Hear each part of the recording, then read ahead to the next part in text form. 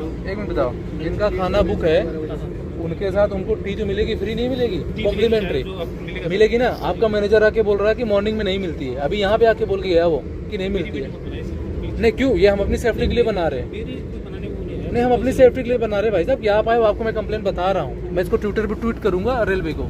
आप बताओ, हमारी ऐड होने के बाद और ये एक कप ला के दे दिया और 1 लाख दे दिया, ट्रे में बिस्किट नमकीन हर चीज आती है हर वंदे भारत में। इसमें क्यों नहीं आएंगे सर? मॉर्निंग में स्नैक्स आता है, जो भी मैं कह रहा हूँ जो भी आ रहा है, अगर उसने ये भी दिया तो इसके पैसे क्यों मांगे इसने?